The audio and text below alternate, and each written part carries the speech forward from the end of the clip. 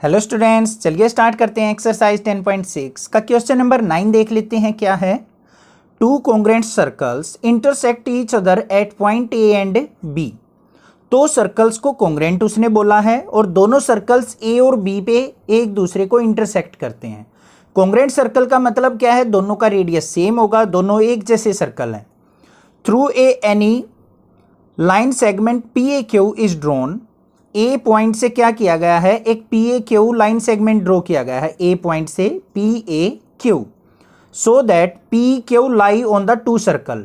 जिससे हमें दे रखा है कि पी और क्यू जो हैं दोनों के दोनों सर्कल पे लाई करते हैं।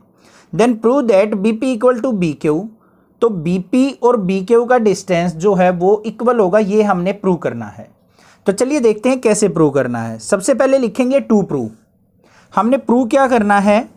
B P equal to B Q, ये चीज़ प्रूव करनी है। उसके लिए मैंने क्या किया? कंस्ट्रक्शन की है छोटी सी, ज्वाइन किया है ए बी को, डॉटेड फॉर्म में दिखाया मैंने, ए बी को कर लिया यहाँ पे join.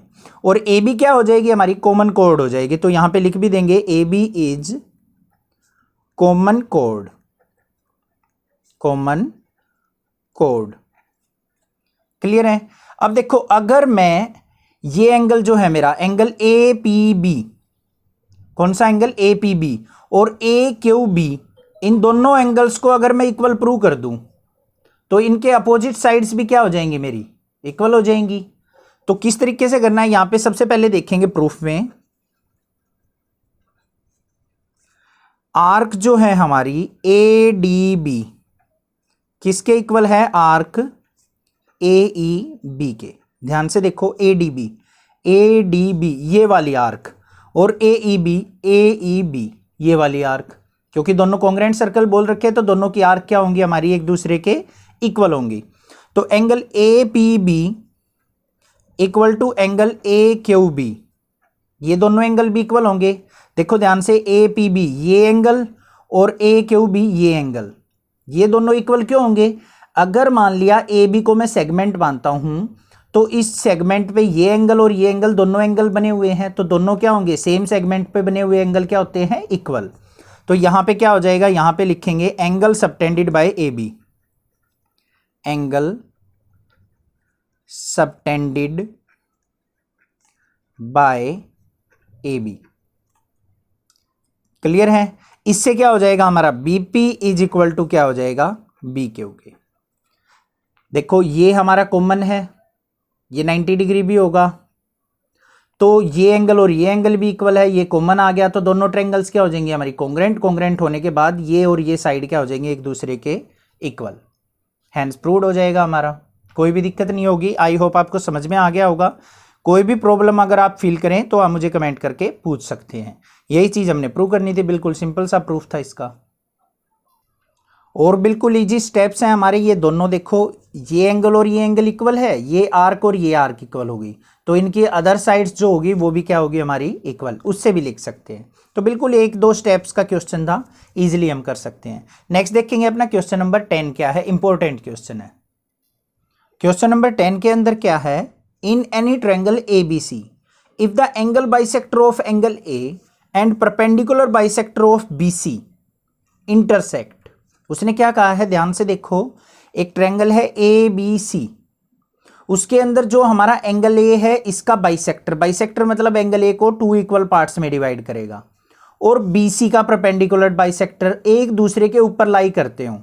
Then prove that they intersect on the circumcircle of the triangle A B सी।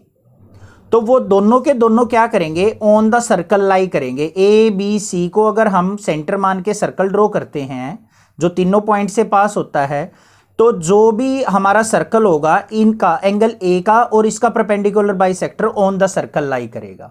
ये हमने प्रूव करना है। तो यहां पे क्या करना है? देखो एंगल ए का बाइसेक्टर बनाता हूं मैं, ये मेरा एंगल ए है, ये मेरा एंगल ए का बाइसेक्टर बन गया यहां पे, और सिमिलरली यही हमारा बी सी का भी परपेंडिकुलर बाइसेक्टर होगा। तो जो ये पॉइंट फॉर्म होगा हमारा, ये डी पॉइंट, ये ऑन द सर्कल लाई करेगा। ये हमने करना है।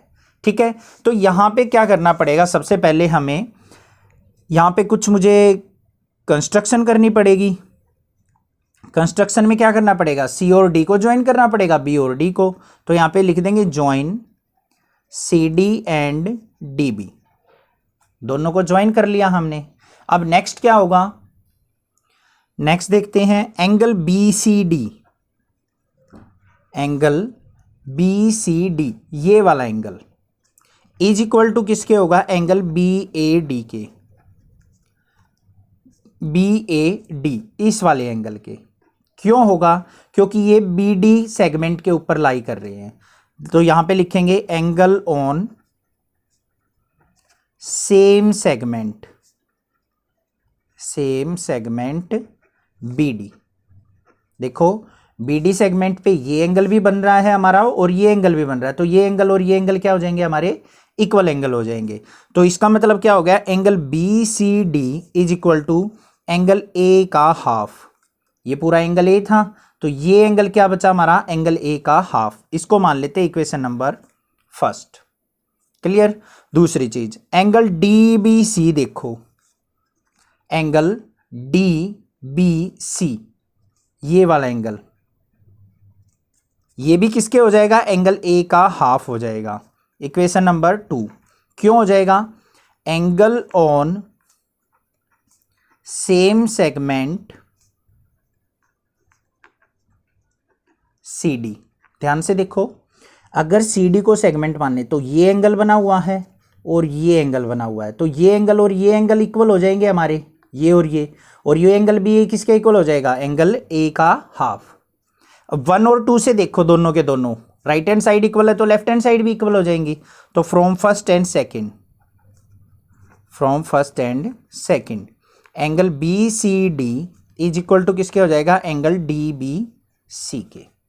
अब इनकी अपोजिट साइड देख लो, बी सी डी इसके अपोजिट साइड क्या है हमारी, बी डी।